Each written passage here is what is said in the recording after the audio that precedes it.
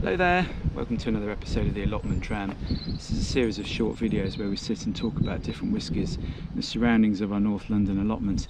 Join me here today on a little bit of a grey, quite blustery day, but spring is on the way, definitely. Things are really starting to grow as well, sort of around me. I've got some garlic over in the bed here. We've got some broad beans in the bed behind me, some onions just in front of me here, but yeah, they've really sprung up over the last couple of weeks or so. But of course, while that's all very interesting, you didn't tune in to hear about that.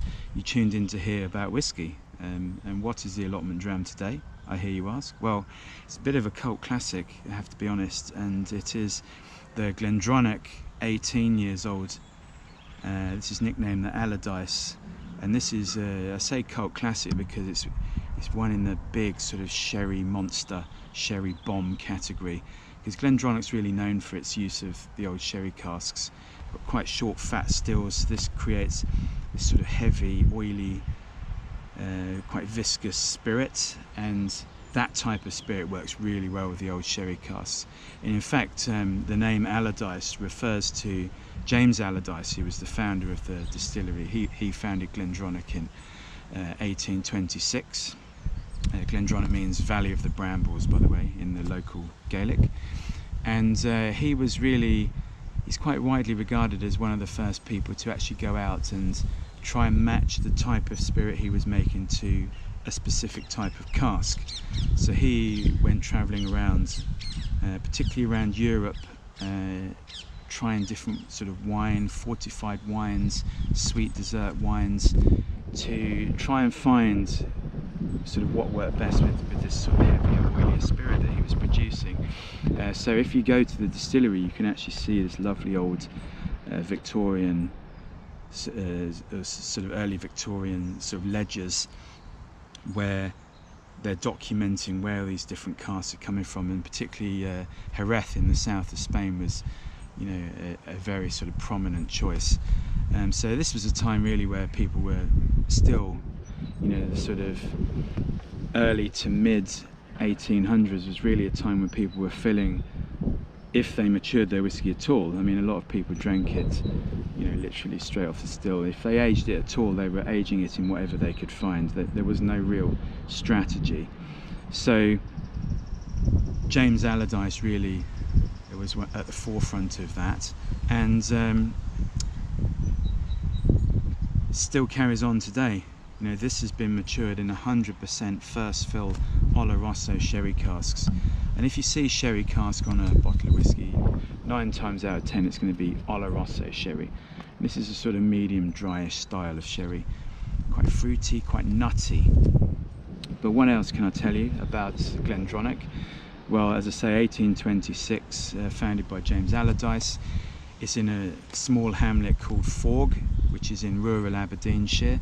So if you drive about 35-40 minutes northwest of Aberdeen up towards the North Sea coast, you get to Forg, and that's where Glendronach is. It literally sits in a valley with barley fields all around. So particularly if you go in the summertime, it's a very great, beautiful spot with all the golden barley sort of around it. But currently it's owned by a company called Brown-Forman and produces about 2 million litres a year. Another interesting fact was that Glendronach was actually the last to use coal-fired stills. So they were using these up until 2005, so they're the last in the Scotch whisky industry to have direct coal fire stills. So if you ask them very nicely when you're doing a tour, they might actually take you down under the stills, and you can see like the sort of grates and the actual sort of compartments where they would shovel the coal. There's even a little train track where there was a sort of trolley that went along the train track full of coal, so people could shovel it in. So yeah, fascinating place. But I think that's probably enough chat for now. We should really taste it. I should tell you this is bottled at 46%, and these days goes for around 120 odd pounds. Used to be much cheaper, but I mean, the price of whiskey, the price of sherry casks is going up, and also, you know, older whiskies are becoming rarer and rarer, it seems, so the prices of those particularly seem to sort of be steepling upwards. But let's have a taste. Firstly, you can see the colour is like, you know, really deep brown, you know, not even amber, it's like proper dark coppery brown, and just the smell, even opening the bottle, is, you know, very rich indeed. Just pop that down there. So this bottle is actually from, they have the batch number on the back, and this is from November 2017. So one thing to consider when you're buying, there's a little fly just dropped in there, he died a happy death anyway. But one thing to consider with looking at old Glendronachs in particular is that the distillery was actually mothballed between 1996 and 2002. So mothballing means that there's basically no production, but everything kind of stays there ready to go again as and when. So if you work out 18 years old, you go back 18 years from 2017 and you'll be in 1999. So of course that's right in the middle of this mothball period of no production.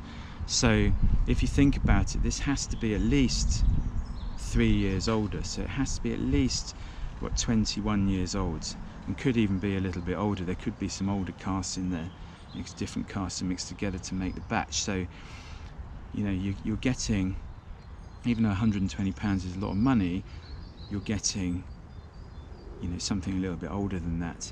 And basically the owners decided to keep bottling it as an 18, even though it was a little bit older.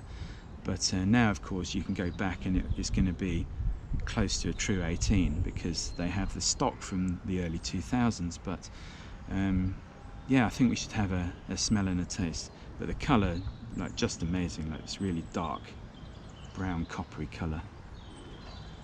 Oh, there's just this waft of dried fruits here, particularly like raisins, prunes, dates, maybe some dried figs as well, all dark dried fruit. There's something nutty as well. As I said, you know, Oloroso is a little bit fruity, a little bit nutty as a style of sherry, so you would expect that, but there's something kind of like maybe toasted hazelnut or walnut as well. But let's have a taste.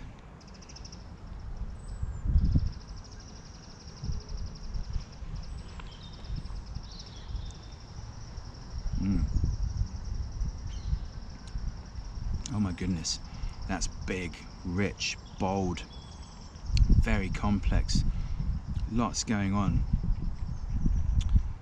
Wow, got the dried fruits and this sort of nuttiness. So again, this sort of raisins, currants, bit of sultana, these prunes and dates, these walnuts, particularly the walnut coming through, because it's quite slightly bitter, drying sort of nuttiness.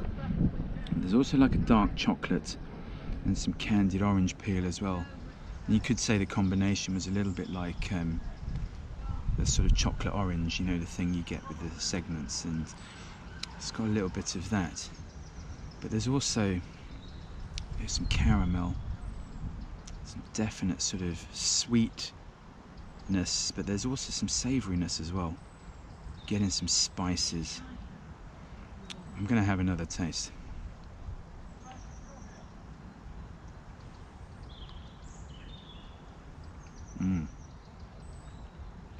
Such a lovely coating sort of mouthfeel, you know, really, really good.